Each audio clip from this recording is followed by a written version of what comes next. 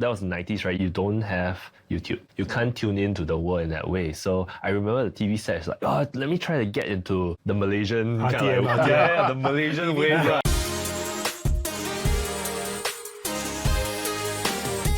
Welcome to Offscript, part of the Wild and Wise podcast. We're all about reinvention, and we are discovering the internet for people who are of the creative business minds and creative business spaces, people who are daring, brave, and always exploring the boundaries of how they are looking at life, careers, and even transitions. Right? Today, we have none other than Mr. Derek Tan. Welcome to the podcast. So how are you feeling today? I'm good. All right. So instead of me introducing Derek, I think I'll get Derek to talk a little bit about who he is, what you do, and we'll get going from there. Hi, I'm Derek. Exited from my previous startup, Viddsee. Went on a what I call adult gap year for a year. Really to, realign myself, rediscover who I am. And I think from there, rebuild my purpose. And I'm working on something new at the moment right now. Something Excited new. to hear that. Very exciting. Yeah. Okay, we'll get to that. I think, so just to kind of kick things off, Derek, tell us a little bit about your journey in this media content creative space. Like, how did it all start for you? Yeah, actually as a kid, I was sharing stories about how I always wanted to build a VHS store, right? So as a kid, I had a VHS machine. I was just recording shows from TV, and I would, pack them up very nicely, and then, parents would come and say, hey, I want to watch this show. I passed this to you. Wow. And I love movies, I love television, but I realized that in this process of running that VHS store, I really love the access that I give people, the access of stories to people. And it was very much powered by technology at that point of time as well. So I think that really kind of like allowed me to zoom in on that interest. Okay. And I think at that point of time, I always say this, piracy also kind of grew my career, my passion in that sense, right? Because we had access, right? We had access to tools as a kid to create content, to do editing, to do that at low cost as well also. And it was a very powerful, I think, moment as a young boy to have that power to turn your ideas into something real and tangible that people can watch. So that, I think, kind of like set that path. So I knew what I wanted to do as a kid. And it was really that love of how do you bring stories out with technology? What kind of stories do you mean? You had a VHS collection, you filmed your own stuff? No, it was just really recordings from TV. Really? You just record stuff and then you cut it in. So that was like the 90s then, right? So you got like movies like The Mask, etc. So they recorded it right in The Mask, right? And put it there. Yeah. So it's like pirated of sorts also in that sense, right? But you're just recording from public TV. And then I was just labeling that and just keeping it. And at one point in time, you run out of VHS tapes. Yeah. So you're like, you got to like take away this movie, right? And Re-record over it. Re-record over it, yes. So that was my job, I guess, as a kid. Yeah, I enjoyed that process because I really enjoyed films. I really enjoyed movies. I love how stories make you feel. Yeah. As a kid as well, you've got ideas, you've got ambition, and you're really seeing what your life is like also, I think, with the movies and the stories that you watch. Where did that come from? Where did the love for media come from? Was it from a movie, from people? I think it was just generally the TV. It was just, I was so addicted with the television set, right? And I just tuned into the world in that sense. Yeah.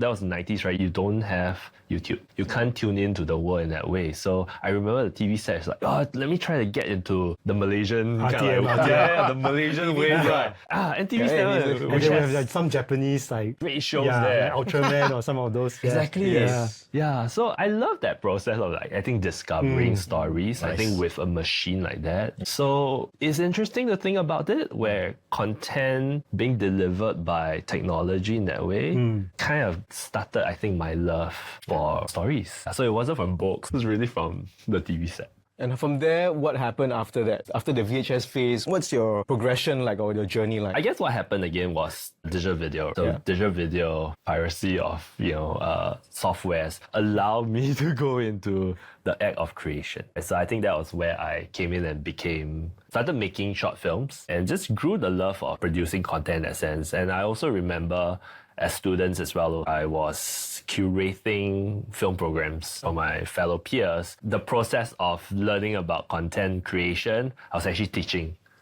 my peers as well. I was working on creation, I was working on curation, I was sharing stories, but I was also educating, right, peers in film or storytelling in that sense. I don't know, all that kind of like came together, Yeah. right? And when I first started my job, again, interest drove where I wanted to be at. So my first job was actually building a streaming platform, or one of the first streaming platforms in Singapore with StarHub. What's it called? Staff TV Online. Staff TV on StarHub TV StarHub Online. TV Online. Very original. Yeah. It evolved later on to what? StarHub TV Plus. Okay, nice. Some But- deep cuts in there. But I think, again, first job coming in, that convergence of my love in content as well as building technology to help content be distributed to Singaporeans. I think for me, it was like dream come true. Yeah, so that progressed. What was that purpose for you? What's that innate driving force for you to behind this? What kind of satisfaction do you get when you do this? I think at the beginning, a lot of that was driven from, again, my love for stories and, again, the access of stories by people. So building the technology, building kind of like the platform to help people receive this content. I think it was really kind of like my drive because I love film. The act of creation was printing what is in your head, right, out to people to watch. And I think with the distribution platforms and channels, it was the same thing. It was then scaling that content and that idea from that creator or filmmaker to more people. And I think that was what drove me to the point where then after StarHub, I went to Silicon Valley. It was also a point of time when you felt like the TV was the center of the world because of the set-top box and the TV station.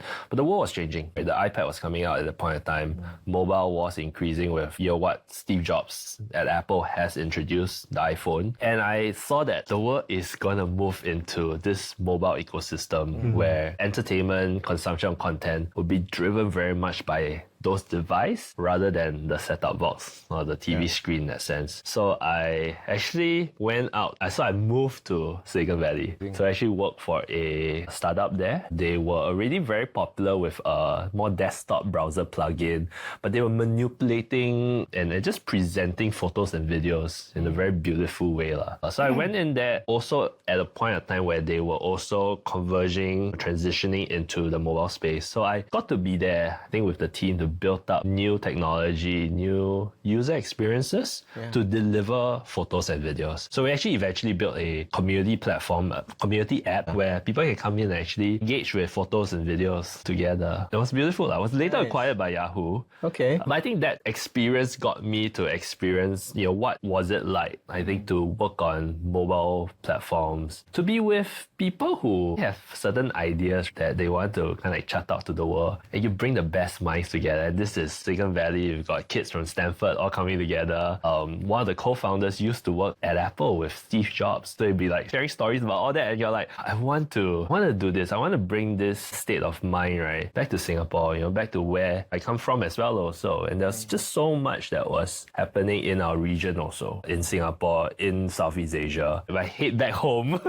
to start building what was Viddsee. Amazing, man. Yeah. Before we move to that next Yes. part, I would love to understand, like, what was your journey like, experiences like working at Silicon Valley, right? I don't know how old you were then, but just curious lah. Any lessons or experiences that were valuable to you? Yeah, so at that point in time, just to give context, I was likely mid-20s. Fresh out of school, I was at StarHub building. So that was my first job after coming out of school, right? But very quickly, I went on to Silicon Valley to work. This was 2011 plus. Okay. So what was also interesting at that point in time, if you remember the movie The Social Network, Yeah. with Mark Zuckerberg, Facebook and all that, right? So that was also coming out at that point in time. So I was right smack in the valley where this hype of founders hustling was coming about. And being there was really interesting because you're really at the heart of it, right? Everyone seems to have an idea that they want to turn into a startup. But it was also very funny in the sense, I guess with the network I was in with the company, we got access to the real founders, right? Your Kevin Systroms from Instagram. Forgot the guy's name, but that was the Foursquare. Yeah, Foursquare. Foursquare check-in, Mine, right? yes. So we had people who were friends with founders like that. But at the same time also, when you're in the environment, you also attract weird people. Yeah, so you have a lot of folks who have like, I have this idea. And it almost feels like it's LA where everyone is, actors. In the Valley itself, everyone is like a tech founder who have ideas. And one funny thing is they'll come up with the ideas to pitch to you, even though you're not like an investor. But you're like, why are you pitching to me? So I think that was just a combination of talents and people just coming together. Partly, I think, trying to find investments. but also trying to find people and talent to help with one another. And I think what really attracted me at the space is the people with that mindset for growth, that mindset of building something new. It's just amazing, right? And in Singapore, we actually had a program with NUS where students were sent across, because I knew no one, I was hanging out with these students as well also. And we knew that when we come back to Singapore, we wanted to also bring that mentality and mindset. We do have the talents here in Singapore as well, but seeing what we've seen in the Valley, we wanted to kick off that startup ecosystem back home. And it was also around that same time when Viddsee was started, also it was 2013. It was also the rise of the startup ecosystem, the startup scene in Singapore as well. So it was a nice time, I think, being there in the Valley and then coming back early enough also where Singapore was growing its startup ecosystem. What did that experience do to inspire you to create something of your own? Or were you always on the path towards your own business? I wasn't. The funny thing is, I've always wanted to end up in Hollywood. Wow. Right, because of my love with films and stories, right? I always wanted to be in Hollywood, right? Do things there. So I was never really as involved, I think, with the product side of things. I think it never occurred to me that a lot of what I was doing with content was powered by technology at that point of time. Right? So a lot of the fascination was around the stories. How do you kind of make the stories? How do you make you laugh, cry, right? And scale that up to the world. And Hollywood did have an awesome system to do that. So instead of being in LA, I ended up in Northern California instead, in Silicon Valley. But I think what caught me there, I think, was the idea that you can ship a product to the world, very much like film, and also impact people with the product that you're creating. And I rewind a bit when I was at StarHub building the streaming platform. I realized I was making all the mistakes that the startup people were saying. We took time, we took very long to build the product before we ship it out, right? It takes 1-2 years. You're not learning, not getting, you're not iterating, you're not hearing from your customers what do they want. But I also recognize at that point in time, you're a big company, you're known in the country as well. You've got to make sure things are right as well. You've got content providers that want to make sure that the content goes out well. But I was just realized that as a product person then, I was just making all the mistakes. And I think being in the Valley, I remember there was a guest lecture from this entrepreneur called Steve Blank. So he wrote this book, 4 Epiphanies of launching products, right? One of it is getting out of the building. So there's one message which was getting out of the building.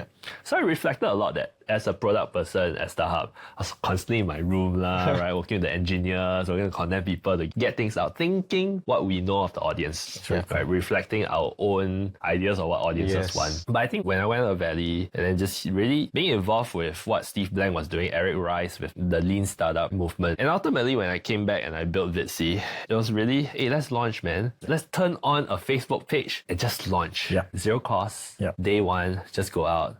Curate films, put it on the page, and just start learning. So I think that was my biggest lesson and my biggest lead, which was not taking too long to get something out. But if you can find one way to just get something out to prove what you're doing, just do that. No need to ask for permission. Yes, and I think, permission is interesting because we are in environment with technology to be permissionless. I think in creating content like this, rolling that out, no TV station or cinema needs to approve you and distribute this, right? So I think it's a very exciting point of time. And then when you came back and you had all these fearless ideas, I'm going to launch something, was that easy to do in Singapore, or did you face any kind of pushbacks and different mentality over here? I think a lot of, again, maybe talk a little bit about what I did, right? There was a problem statement that I wanted to solve personally, because I was making films as a short filmmaker, trying to get your films, but also get audiences to watch the film. And if you're familiar, right, short films, we're very restricted with the distribution. It's film festivals, right? It's a very physical form of getting people to watch. And for some reason, we're like, oh, you cannot watch my film yet. You need to wait for the film festival, right? And the film festival is not in Singapore, it's in Hong Kong. So my friends or audiences around here are like, when can I watch your film?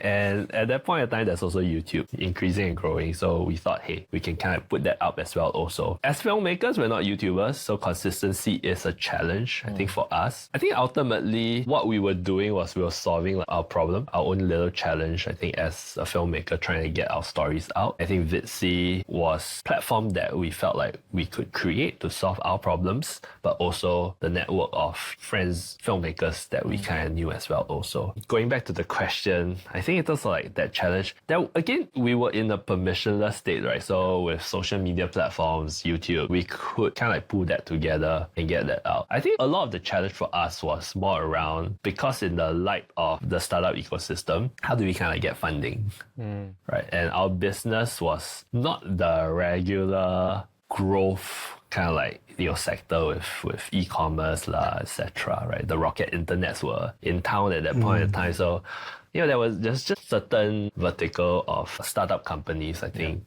that investors were looking out for. Higher multiples, basically. And I think for us, being the media space, the creative space, it is difficult. It's difficult to think about what platform we could create, because ultimately there are the bigger platforms out there, which with the social media platforms and the YouTubes, right? Yeah. I think that was one of our biggest challenges. It was trying to find stakeholders, investors who could believe in what we were doing and to kind of give us that bet for us to kind of grow. And we were very young at that point in time, right? So we didn't have a lot of funds also. We didn't know, and we were very clueless. So the whole point of like, get out of the building, just launch. We weren't very sharp in our business models. So that was like, okay, we do this, we curate, right? How are we going to make money? We didn't know how to do that too. So we couldn't bootstrap. We knew we had to write this wave of funding. And that was one big challenge we had. What was your one-line pitch or elevator pitch for Viddsee then? Back then, is it? And how has that evolved? Yeah, back then was really, it was really showcasing stories from Asia. I think in that sense that there were existing platforms that were doing well, showcasing like more global content as well. So we thought the spin around Asia would be interesting. We also knew that at that point in time, Asia was rising, but it wasn't rising at the point where, Korean content has kind of like propagated. So it was still very early at that stage, right? I think it started off with that. But over time, I think on one of your questions, you asked me about what drives the purpose, right? Over time, I realized that it wasn't about just giving people the access to like Asian films. I realized that over time as I was building, I was actually helping filmmakers sustain their livelihood, find jobs. Apart from getting their films watched, I think that numbers can correlate back to them finding opportunities to turn their ideas into something bigger, TV show, or something that broadcaster or Netflix can come in to fund. I think over time, that journey shifted. I think for me, it's not just, go watch amazing stories, right? But to a point where, livelihoods are there. There's a business there. We can sustain stories being told from Asia. A project to empower the storytellers. And then from there, it became sharper in terms of trying to find ways to equip the creators to grow. Lovely, man. I think you're looking at from an ecosystem, creating careers, creating roles, building the industry in that sense. Yes. Right? It's like industry development kind of view. And I didn't know what it was back then, but yes, it was. Yeah, industry development, right? Yes. And you worked with a bunch of different filmmakers across the region. What was your relationship like with them? Just curious, because in Thailand, in Singapore, Malaysia, I don't know which other countries that you worked with. What was their across Vietnam, Iran? Really amazing. Across. So I would love to understand what was the relationship like with different filmmakers across the different key things. Are there stories or learnings that really stuck out to you as you spoke with some of these filmmakers? I think at the end of the day, we were living at a point of time where local stories, personal stories, I think from filmmakers have a global platform to share. And I think that was super powerful. And I think it also allowed me a window into worlds and environments that you don't get to see, right? Because a tourism ad, for example, will always show the shiny side of the country. But at the same time, you don't get behind to the people, behind the doors to the stories, right? I love the fact that with technology and with the platform, it allows us to give every story. And I always see storytellers or filmmakers as storytellers of their own small community. So surfacing that out and sharing that to the world is beautiful. And I've always called the platform a mixing pot, right? It's a mixing pot of ideas. It's a mixing pot of culture that someone coming in can pick up like a salad bowl almost, right? It's mixed. Everyone has their own almost flavor to it as well. You can taste that flavor. And I think that was what we were trying to present, I think, to the world. Interesting. Like you think about the startup ecosystem at that point, right? Because like you talked about different models. Like obviously the SaaS model is very popular now. And there's recurring revenue and it's a kind of sound business model. And then you have e-commerce at that point of time. Viddsee feels like a bit of a marketplace model where you have to balance between getting creators and an audience. How was that like? You have to go for both together. So the lesson I learned, right, is try to go for the supply side. Yeah, so working on the filmmakers felt like working on the filmmakers was the key. Right? I look for that. Yeah. Because if not, people come in, what are the films? I don't get the proposition. There's nothing to watch here. So we were very focused on making sure that we could bring the films in to that point where the proposition was a film a day. Oh, okay. Yeah, so, and being on YouTube, you're constantly being told consistency. So filmmakers, we take 3 months to a year, even 10 years, right? Yeah. Some filmmakers take 10 years to make that film. Yeah, go on YouTube, we'll die. 10 years. We'll die, right? So that model of attracting filmmakers, curating, creating that platform, allow us to have that consistency. And I think allowed us as a media platform to kind scale of it. grow. Okay. Yeah. That's interesting. As you were building this platform, at that time, obviously, YouTube was coming up and slightly different proposition, right? 30 seconds film, not even films, videos and cat content videos. and all that, then Vimeo and then all that were coming up as well. How did that influence your decision when it comes to staying true to what you were and your values versus go, It's why shiny. go after the shiny thing, or we need to evolve to kind of adapt a little bit to those things? Yeah, I think it goes back again to how technology has fundamentally always changed the way we create and consume content. So as a kid, VHS was that technology that allowed me, or TV was that technology that allowed me to consume, but VHS was a technology that allowed me to distribute, curate and distribute. I think what I saw with YouTube at that point of time, also having to work with pay TV and cable as a pipeline, and we were going through changes with IPTV as well also. I think I fundamentally understood that these are just pipes or technology that gets content out. So to me at that point in time, YouTube wasn't a competitor. YouTube was an enablement, Distribution. a distribution for us, because we saw that, or at least that point in time, I saw that YouTube will enable us to build the HBOs, the Discovery channels on the new pipe. Because I had no access to cable. Right, I don't know what I had to do to be a content provider there, but I could turn on a YouTube channel just like that.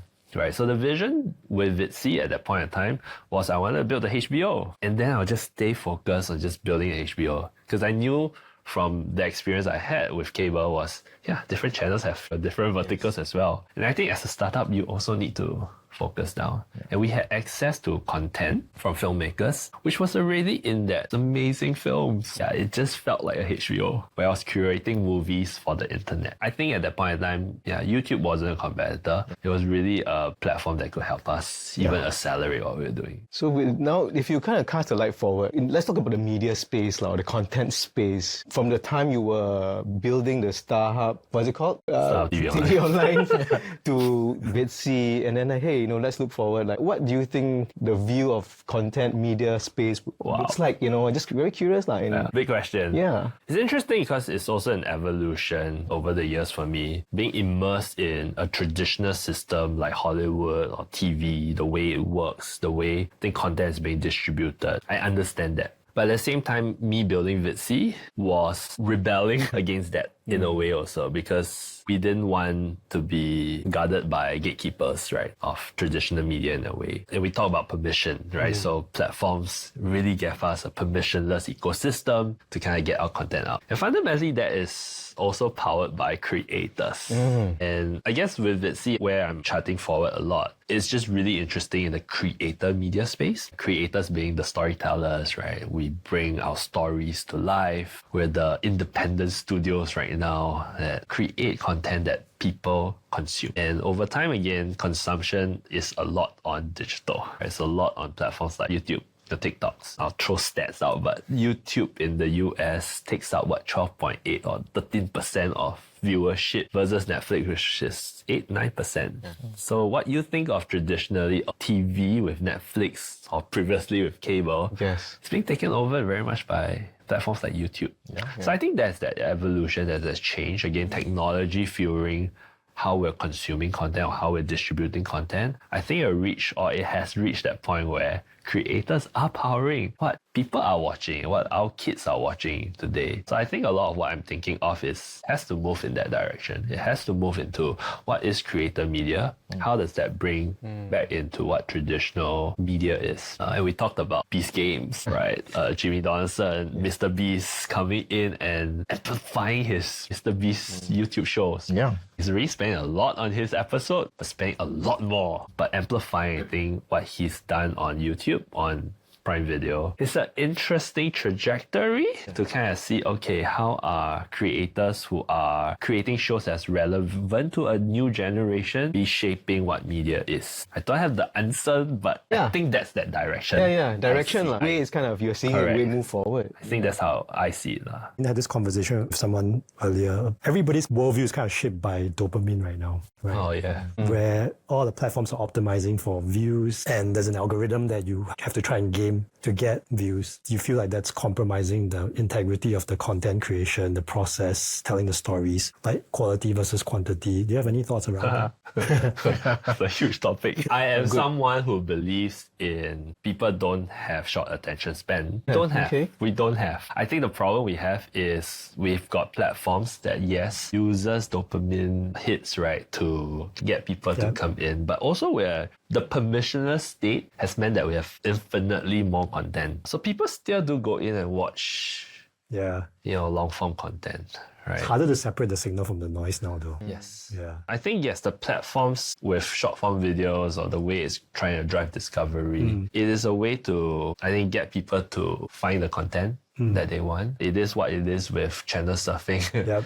in the past as well also. It's a whole different state of problem right now, but I feel like we've got to go beyond that and look at also, once you get people to discover content, right, how do you get people to retain? This is not from me, but Colin Samir, I think he was at this YouTube duo. They talk a lot about the creator economy. I think Samir was at Cannes Lions this year. I think he met someone who then talked to him about we're moving from attention economy to a connection economy. What we talked about, short form, dopamine hits, I feel like that was the attention economy. Right? That was the attention economy. That was how the platforms were trying to drive monetization, equipping creators as well also to do that. But over time, we do see that shift, right? With YouTube turning metrics like views to watch time, focusing, I think, a lot on long form. And what we talked about, how TV is like that bigger channel for them and potentially the advertising space for them, right? TV advertising. I do see them trying to move more away from just, getting that quick dopamine hit, but connecting with audiences. And I think long form content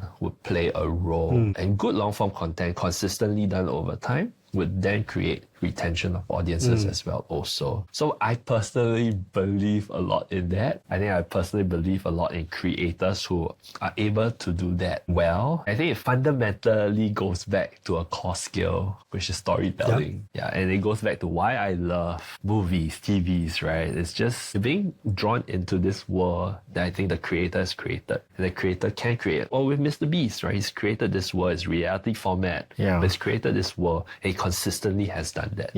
And there are other creators that I think has done that. And I think those are the creators who would do very well, I think, in this interesting convergence state. I mean, it feels like things are also constantly evolving, right?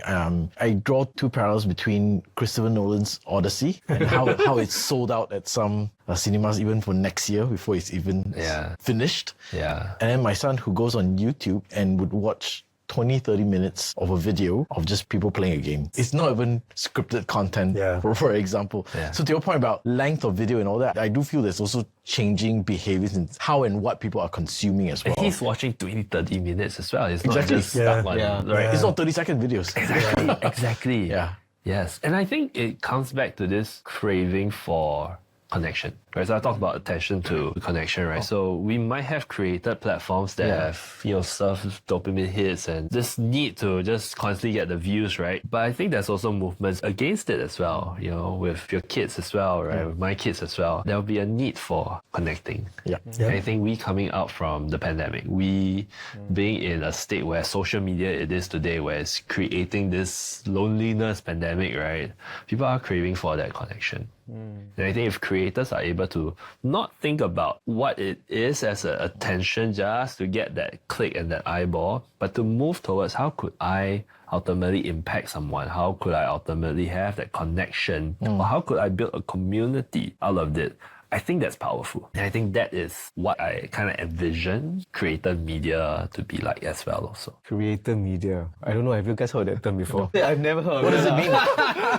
Yeah. What's creative media? Yeah. I think to me, creator media is very different from, and so it's very hard for me to call old media like tradition, like even Netflix today. What is it? It's pay TV. Yes. Right. And number one, I found it very hard to term the past, including the Netflix, right? But it was very easy for me to look at this creator media because this creator media is powered by creators, talents. Yeah. I think people look up to. You could also look at creator media in the old school world where Nolan, he's a creator too. Could it be a creator media on platforms like cinemas, Netflix, etc.? Yeah, we're in the world where I think the platform has allowed us to kind of like be untours in a way like Nolan has, and to be able to, I think, produce content in that sense that would draw audiences who would resonate with you as well on the global stage. I think that's exciting. Yeah.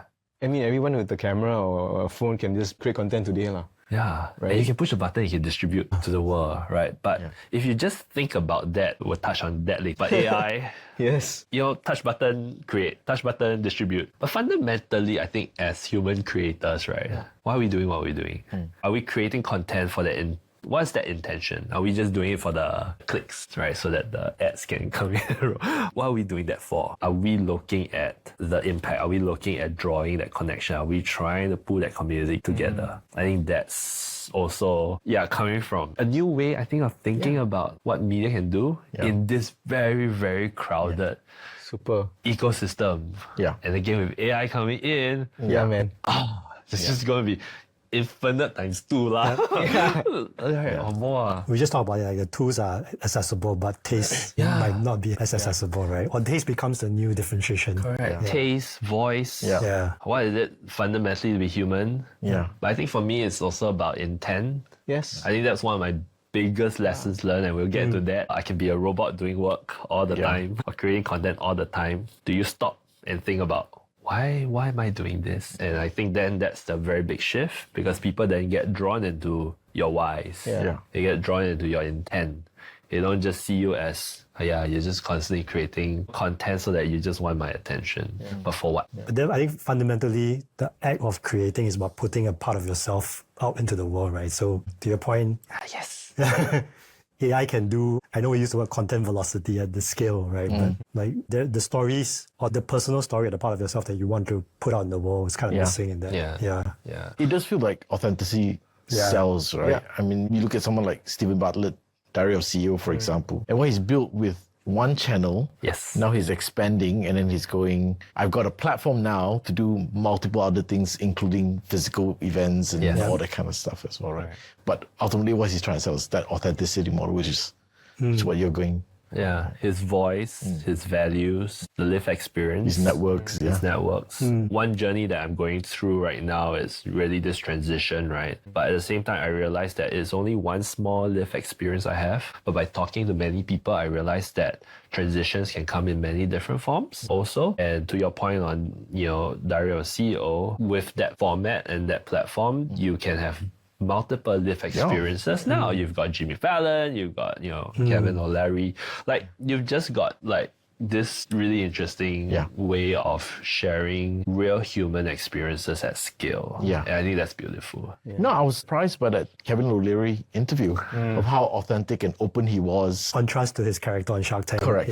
Absolutely, All his other videos, Well, it's the power of, I think, media as well, right? Like you see Steven like priming, and then the last moment was like, here's a photo of your mom.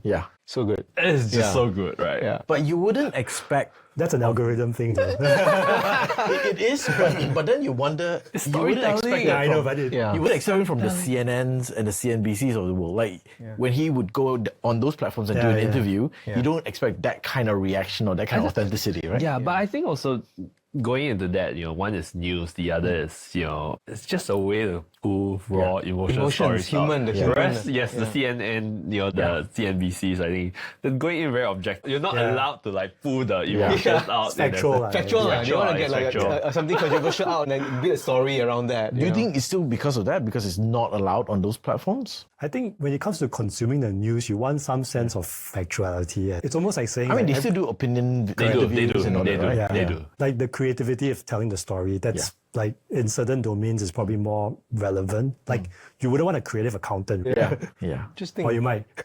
It's starting to become a bit of a science as well in terms of what you're saying, in terms of knowing how to engage, knowing how to sustain peak in a video. I mean, Mr. Beast's videos are broken down by so many parts and people are using that as formulas almost, right? Yeah. For success. Or even like Dario, CEO. Was just reading somewhere just this morning about every 10-second decisions you make changes the trajectory of the show. Yeah. Or how emotions need to change every 30 It's like seconds. an RPG game. Yeah.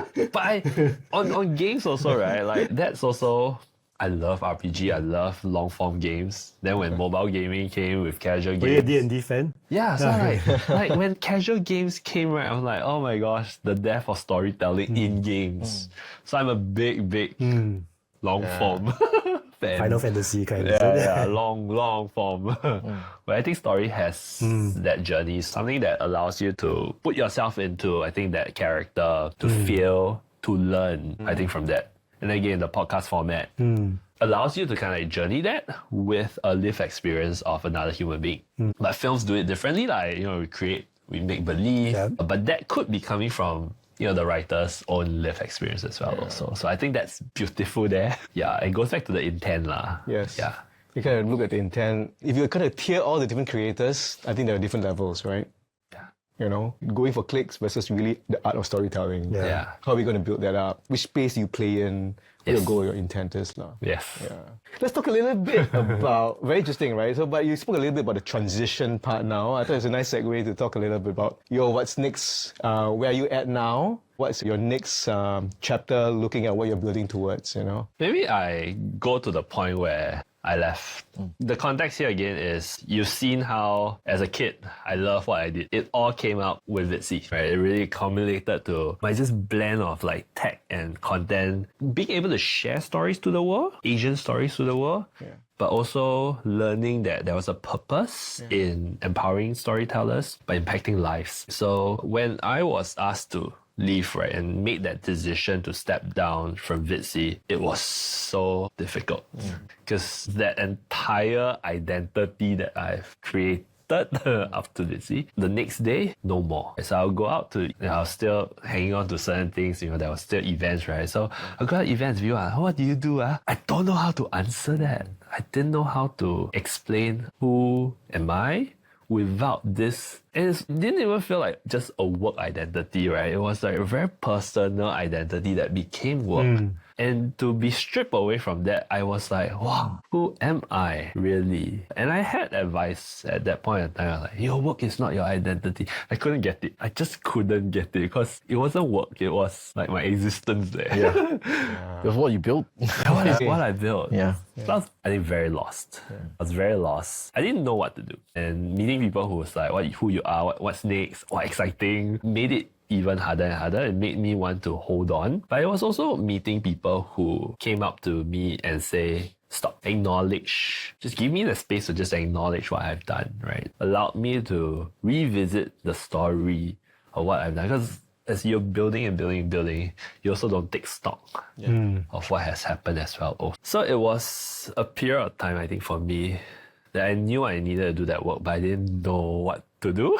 I didn't know how to do that. And I was really, I think, encountering people who just give me that little nudge along the way. One moment that came was a friend saw the stories I was kind of like sharing, gave me this book. It's called Transitions. And it was nice in a way that it gave me a very simple process, which was close, take a break, and then start again.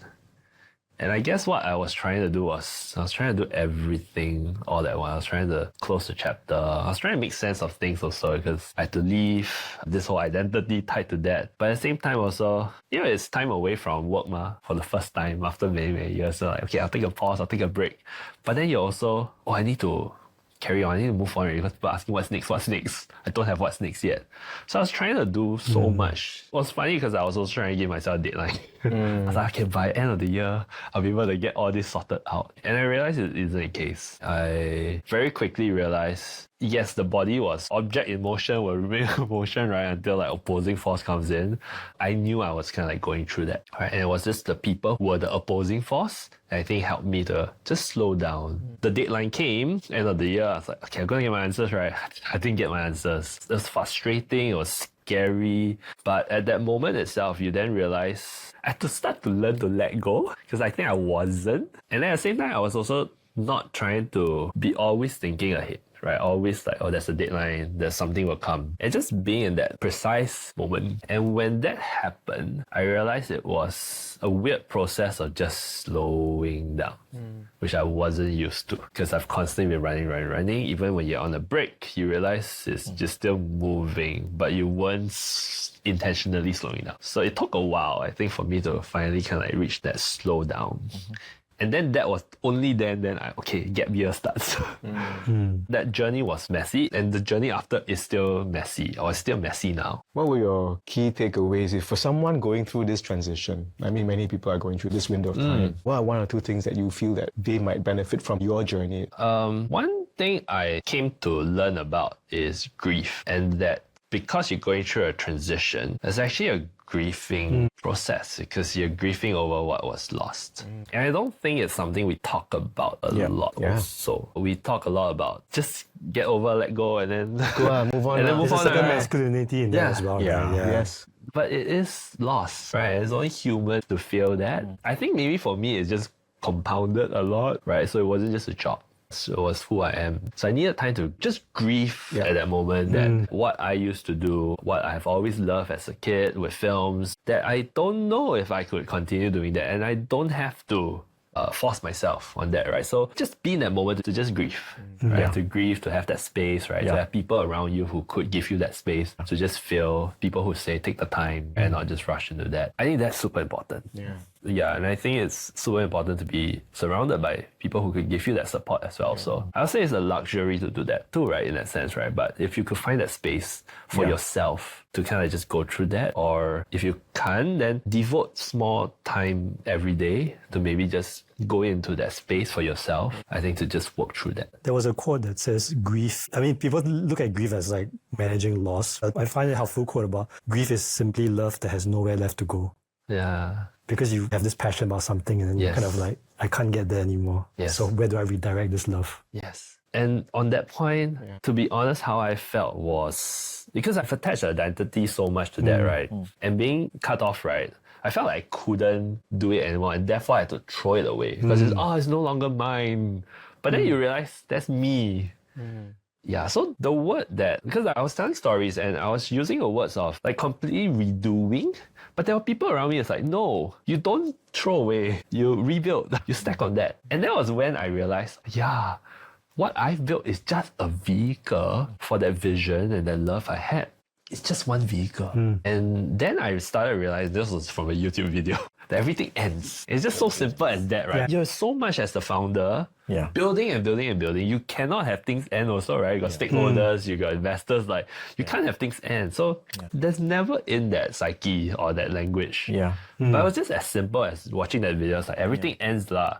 That you're like, you forget about that. That life has its own cycle.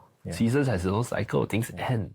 So I think all of that came to me and it just compounded to the point I was like, okay, recognizing that this is a vehicle, the vehicle ends, a new vehicle I built will end also. I don't have to be so attached to that, right? But it's a vehicle to who I am. And that love, I can go and maybe now start parking it somewhere. I don't know where it will go, but at least I can start parking it somewhere. And I just built on it bit by bit.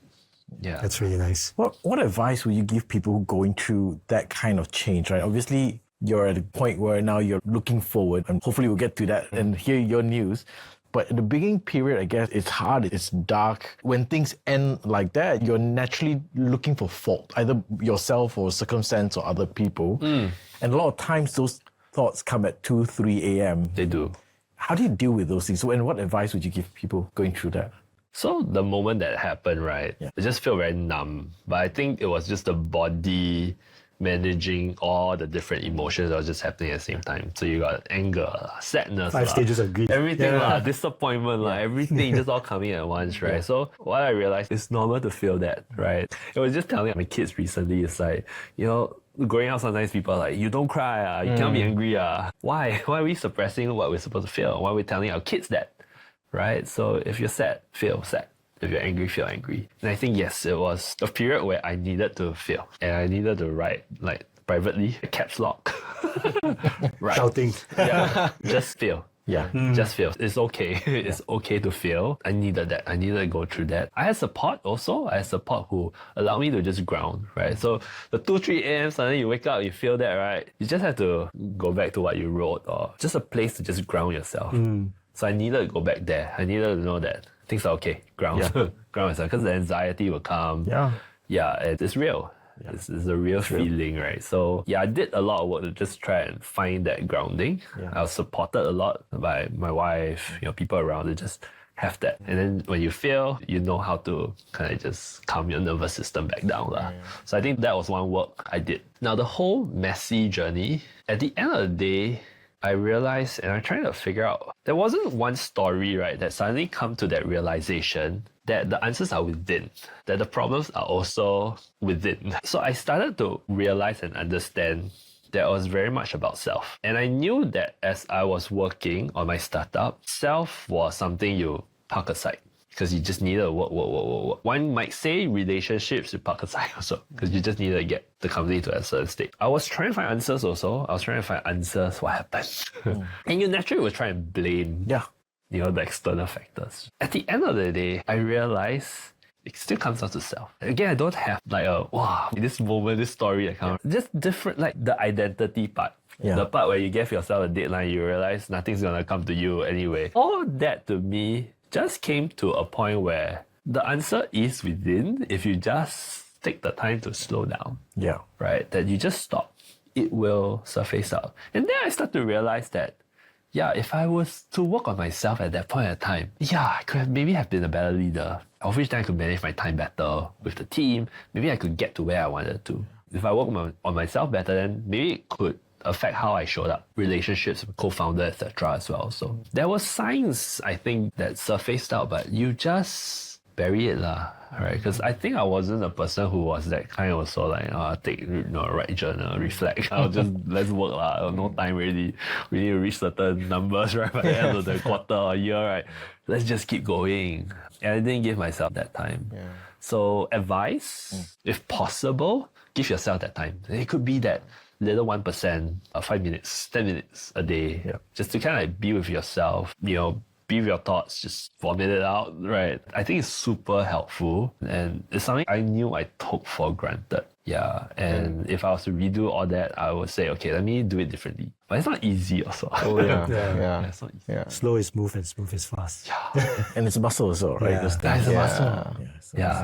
I'm also curious where you ended up on this identity journey, because I find it very hard to think about work as not my identity. To me, it's always part of my identity. It's not my only identity, but I can't isolate that either. I'm curious where you ended up in that journey, in that search. So I think for me, it was my identity. Right? I wear the t-shirt. Viddsee t-shirt every time I see Derek. Every time. That's very founder behavior. Very founder behavior, but yeah. it's the story that you tell yourself already. And then people would, when I left, I remember people were like, hey, why you leave? Derek is Viddsee what? Viddsee is Derek. So I'm like... It's conflated really. So it's reached a point where it's the same. It's like the same for you. So then the story you tell yourself is the same. Viddsee is my identity. There's nothing else. And then, in your head, it's real to you. And also you're like, it was not in a space where everything ends, right? So I wasn't even thinking about that. And where does that end up today? So because of this, it was helpful for me also to be in a space where I could think about it. Yes, I had no safe landing ground, but you start to, rebuilt it, built it again. And I think where I am today is knowing that self is so integral to like the work you do, right? It's a part of that, right? Yeah. The relationships, I find it not being overtaken by one. I find, and I'm in the quest to figure out how do you meld it together in a way. And partly it's interesting because conversations I have with people, when they share things like relationship, when they share things like growth or certain aspects of work or leadership, it went back down to this idea of clarity of self. And I was like, I think what you do is strength, right? It goes back down to like knowing your self. And it was just also conversations with people who are like, oh yeah, Derek, you know your vision, you know your purpose. You do the work that's uncomfortable for you to go even deeper. Your strength, your values, go down there. And then those are the things I know I don't do, right? So, and again, as a kid, I was very clear what the vision is, what the love, the interest is. Therefore, it kind of built that up, right? But just along the way, I know I have not done those work. So, and it's uncomfortable, right? It's uncomfortable. I don't know how to do it. But I know there are tools, right? There are tools that are people. The people. That can come in and support. So, that gap year that I have was actually really just going out and meeting people. Awesome. And meeting the right people. Yeah. To me, it was like free therapy. Over a beer. But it was interesting insights, Yeah. right? That the pattern I saw was this realization of self. Then I did this thing, right? So get out of the building, right? So I go out, talk to people. I remember I was at Raffles City, and then I saw this lady sitting there. So I go out, like, hey, I want to ask about your setbacks. I was like, she's like, what's this crazy guy? like usually you go out with people and ask like more positive, like what's the highest point, right? I love it. That's so cool. So I sat down and she's like, so before she answered, she asked me like, what's your story also? Why are you asking me this, right? So I started sharing this whole whatever we've been talking about. Then she was like, oh, it's serendipitous because usually in the office they're eating lunch, but today aircon was very cold, so I decided to just come out. And at the moment, you're just having this conversation with me. And I was talking to her, and I was talking to many people as well also about their setback. I realized that one thing that helped them was self.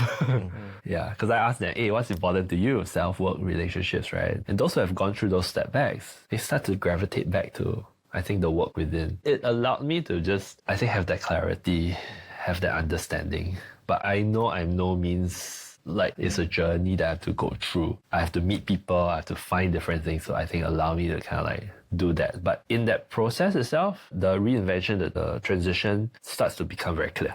Yeah. It becomes very, very clear. Then I know that this is also an ongoing journey that will happen. Because everything will end, you will go into another transition over and over again. As your kids grow up, right? Like almost every year is just a new transition, right? Really? Yeah. So we're in this constant flux. And I think it's just understanding that allows you to have that peace in that way. So everything that then happened to me just becomes almost a blip, right? It's almost a blip, and then you know that there's going to be more of this thing can come about. It's just character development in the story. It is. Yes. Yeah. Act 1, Act 2. now. Act 3, Yeah. And it just keeps rising. Talk a little bit about the support around you. I know you spend a lot of time working yourself and all that. Like, what would a good support look like, or what did you see of family, friends, network? I mean, just curious lah. Yeah. Number one is definitely family. Because I think when you're working a lot, in the past for me, it was also not being present, right? The one thing my wife told me when I left was like, welcome back. It's powerful. It's like, wow, oh no. It's awesome. Right? Because she is also like, I've given you a lot of leeway to like, when you need to work at night, you go work, right? Because you're running a startup. Yeah. So there's empathy there also, right? But I think the moment that we can stop working in a sense, and okay, I'm back. Right? And to acknowledge that as well. To be honest, during that first month, 2 months, I wasn't back. It was horrible. I've lost a co-founder. I'm not going to lose my wife. Yeah. So I had to catch myself also. But knowing that, hey, that's the support structure there. My kids, I think at moments where preschoolers all over the place, late for school already, don't care. And you're like, oh, rush. But I don't know, just being away allowed me to just be in the moment with them. Nice. There was no emails I had to go to. There was no meeting I had to rush to. And having that feeling was powerful because I could be in that space, just walking to school, but just be in that space where you're not thinking about what's next. And I think that helped a lot with that state of mind. Yeah, friends who ask you to stop, mentors who ask you to stop, I think those are powerful. And then meeting strangers. Okay, meeting strangers is harder. What I realized worked for me was being a storyteller. The story is not done until the work is out, right? Or an artist, right? It needs to be out. You're not stuck in editing room and like, no one's going to watch it. Then that's me, my own. But because you're a storyteller, you want to share that out. So I think there was a process of sharing. The act of sharing allowed people to, like, you almost give them a permission to come into your life because they resonated with the story, because there's certain moments where, hey, that was me also. Can I have a chat with you? It helped me realize I'm not alone. It helped them realize that they're not alone too. And that connection is very powerful. It could be a founder. It could be a dad or parent. It could, be someone going through transitions. Yeah. Right? But I think that sharing a story and that moment of connection, following up on that becomes a very powerful state. And I think that allowed me to then actually meet people who previously you would have closed up. But now because you open up, I think you start to see perspective. You start to see different life experience. You start to see that sometimes your problem is not insurmountable. Yeah, or as big or as small, right? And it just gives you perspective.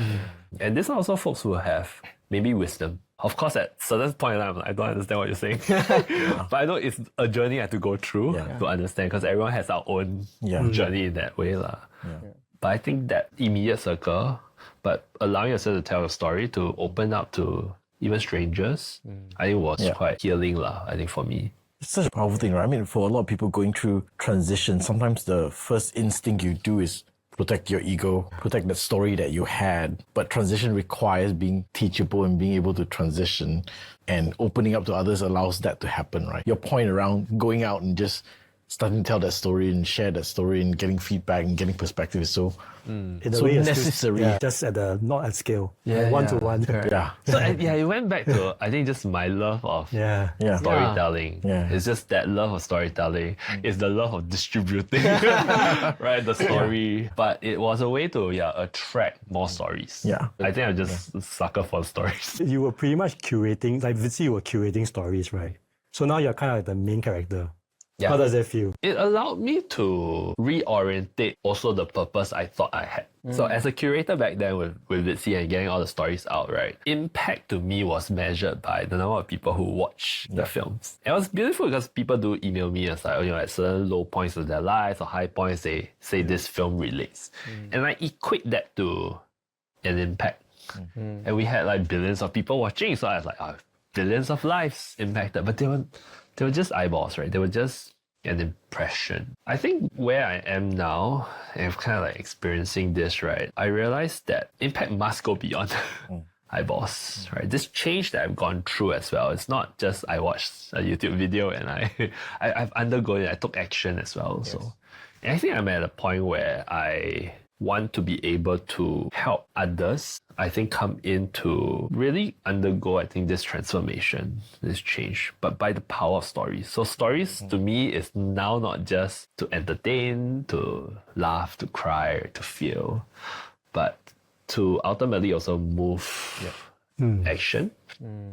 Right, so if stories can drive action in that state to transform lives, I think that plays that in. It's like the perfect segue. Yeah, exactly. I like how you're weaving it in. Yeah, so that's kind of where I am at. Cool. Maybe just to add one more, right? Is that in the past I realized that I was helping creators, right? The full circle moment for me as I was going through the gap year was how all these different people around, and they're creators also in their way, right, came in and like offered a helping hand for me. And then I was just thinking, main character, like, okay, while I got help, but I think for me it's always about now there are a lot more people out there who also need help. And because of the work I've done before to rally creators, right, and get stories distributed, could I now do the same thing with these creators who are very helpful with me, for me, to now help more people? So the idea of then impacting 1 billion lives through stories in the past was getting people to watch, can now be transformed to something different. And I want to continue that work of impacting 1 billion lives. As an individual, I know I cannot impact 1 billion lives because I didn't do that as a filmmaker. My film only got out maybe 10,000 or less. But because I was working with thousands of filmmakers,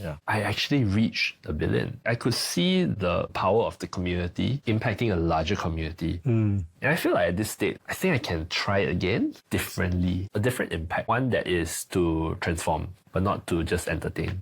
So the purpose is the same, but the medium is perhaps different. Yes. And you're launching something in next week or so. Yes, yes. So this journey talk a lot about creator media, my own journey of getting supported. And I call them knowledge creators because they are people who may be personal growth experts, could be coaches. You're coming in to help people in your own ways, right?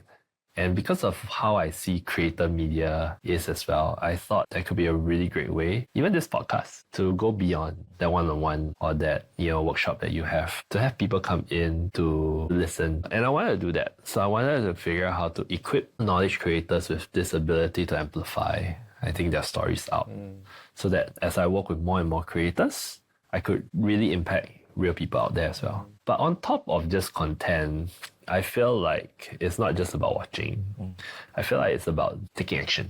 It's about being in a community, right? To support one another. So I'm also trying to work on how does that look like? What are actionable kind of guides or journals or programs that can come about from these knowledge creators to help people? So you're attracting people, to humans, with the same value, with that maybe similar life experience, or just resonate with, I think, what you're sharing and teaching. Pull them all together, I think, to watch, to learn, and then ultimately, I think, go through something to transform in their life. So that image of what I'm trying to create now and looking to launch next week with content and hopefully one program for a start. Yeah, and then we'll see how it goes. I think the big lesson here is also, just launch. Let's go. Start something. And then it's the thing you put out so that you allow the permission of people coming, right? Yeah. So I have stories, like people just emailing me already, or comments, right? Oh wow, this is what I'm feeling now. You're creating something, I think this would be helpful for me. Then I'll hear different stories. I'll understand also where are they in their stages of life as well. So then I think as I do more and more, then I can curate and figure out what is this community all about as well. Yeah. Tell us more about this community that you're bringing. Is there like a broader goal that you are setting up for yourself? What's it called? What's it called? I was going to say that he never mentioned it yet, like, hey, where to find it? You pitch yourself. It's called B. B. Okay. B-E. BE. Okay. And I think it comes from interesting state, because to me, to be something, to be someone, always has this idea of movement. Right? So who I was in the past, right? Being this founder, building kind of this company, always moving. But I think in this transition that I went on I realized it's sometimes about slowing down. That is not needing to be somewhere. And then this arrow of movement suddenly became inwards. So it started pointing together. And that to me was a state of being or becoming or be. So the name kind of came together. The logo is two arrows coming together. Two arrows looks like B and an E as well. It's the essence of where I am right now. It's the essence of what I want to spread, I think, to the world as well also lah. And again, I can't do this alone. I'm not the creator. We call them seekers, so I am the seeker. Okay. And I'm trying to help other seekers. There's also like a symbiotic relationship between like you and the creators and and themselves, right? Yes. Yeah. Like you're helping, everything you're doing is helping each other in different ways. Correct. Yeah. Yeah, exactly. Yeah, I'm at that state where understanding the creator media side of things, where I think there's opportunities for creators to kind of grow, to tell their stories. It's the economy. It's a state where I think they can find new ways to sustain themselves, but also to sustain the impact, maybe at scale, right? To kind of like see, okay, how could I go on to help more lives as well also? Leave legacy behind. I think that's powerful. What does that take shape in though? You say content and... Yeah. So you already talked about some of these? So I basically invite experts in. Very much DOA's direct CEO, right? Having kind of like, because there's a lot of lived experience from people as well also. I'm going to create a show. So I'm going to anchor it first, because I'm like the guinea pig seeker getting help. But I've always imagined B is a network. So I want to create more shows, right? So I want to create more shows where B will co-develop, co-produce with creators. So I have many shows. Right now for a start, I don't have. I have one anchor show, one episode. That's the idea, I think, to kind of like build that up. All this will also build towards a community where we're giving programs to help. And these programs and guides are powered by the the creators, right? So it will help them also with monetization as well. So it becomes also a nice marketing engine of sorts, I hope, as we grow. So that's, I think, the early form of it. I know it will evolve, but I don't know where it will go yet. That's the fun part. Yes. Yeah, just by launching and then learning and then iterating, that's the fun part. So yeah, it's bringing me back to like early startup days, right? Where you're just What does your wife have to say about that? experimenting. I think where I am now is also very conscious. But I also know that it's a question mark, right? But I also feel like I'm more aware of where I'm going into, how I'm doing it. So it's very intentional this time as compared to the past, and you're kind of doing and just. So I want to take the mistakes that I've made also, right? At the end of the day, it's that misalignment of self. It wasn't misalignment between founders. It was misalignment of self and the work I was doing. And if I know that, how can I be conscious in designing what I do? And then find support myself also along the way. Because in the past, I had mentors, I had like board advisors, right? Don't know how to use that. I didn't know how to use that. Right. Naive or like everything do yourself. So now I'm like, actually I can't do everything myself. Alright, there's certain aspects I don't understand. Someone out there that I know. But I need to be willing first to open up, to share. And then I think I can receive also. So I'm hoping at this stage it'll be different. Good stuff. Very cool. Where could they find what you're doing? Is it called B? Or It's B called- official or B something? Yeah, so it's B, but the longer one, because B very hard to get URL, right? It's the B company. Okay. So website is theb.co. Okay. So the B company. But it can also be the B collective of creators, but also the B community of seekers as well. So, .co. so Yeah. .co. But also on social law. So we're content first, right? So we're gonna have a YouTube channel. Yeah, and all the other short form platforms as well also. But one bullish thing I'm trying to do is LinkedIn. Okay. So we talk a lot about the creator media and all that, right? One interesting thing is while LinkedIn is a lagger in the creator social media state, Boomer Facebook. Yo. I didn't say it. But at the same time, it's very powerful in connection. So what I talk about attention to create connection, right? That's true. They skipped the whole attention phase. They skipped it all. But they've always been very strong in the connection. Yeah. So if you're moving already to the connection phase, right?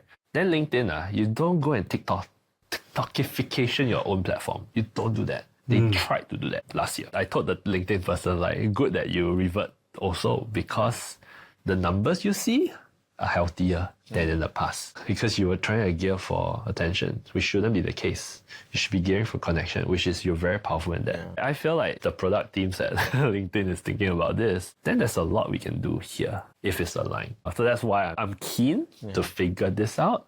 But YouTube's my heart also, because that's long form and that's the world that I've always been at. So YouTube will be a main platform, I think, for me. Yeah. And then learning from the past, I won't build. A platform. Yeah, founders don't. Because you need to build what you want to prove first. So unless a core proposition requires you to build, then you go build. But I think for content companies, we don't have to spend time building. But you're going to a marketplace model again. Another Oh, yes. Yeah. the hardest of all models. Yeah. It's the hardest of all. I don't know why I do this. But I think I just love Yeah. stories and creators. It works well for this mode that you have to deliver, right? Content and stories. Feels so lah. Quick one about Yes. AI.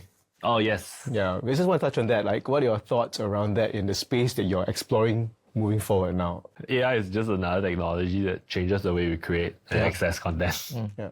Right? Like all other technology that has existed before. Invention of paper, print, TV, social media, right? And even within the social media space, right, we see how the technology changes with TikTok, interest graph, etc., etc. So it just keeps changing the way we create and then we consume. But again, with AI, it's going to do that.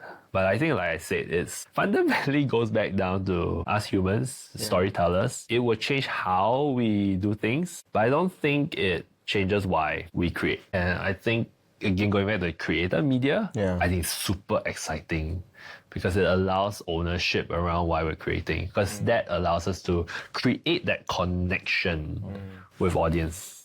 Fundamentally, like it or not, is also the way we will monetize. It's the way that we sustain the content business that we're in as well also. So I'm someone who believes in AI coming in to help us evolve, improve, speed up the way we create, the way we distribute, but I don't think it takes away our voice. Yes. Yeah, the creator's voice. Because if we're too over reliant on that, then I don't know, then it's a farm, right? That just keeps churning out. And then you know the heart and the why of that farm. Because they're just going for the clicks and monetizing from the clicks. I think platforms need to think about this. Platforms need to think about how the models incentivize, how they're incentivizing creators.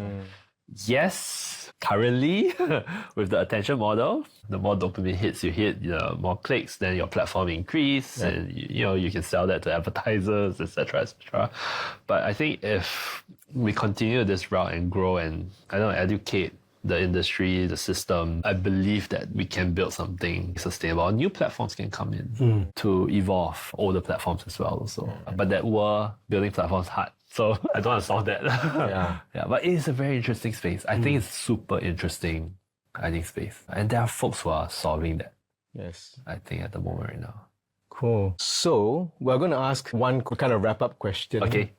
So what advice would you give anyone in the creative tech space who are looking to reinvent themselves right now? In this space that you're very familiar, very experienced in. Again, if you're going through this transition and you're looking at, because I can't say I have fully reinvented.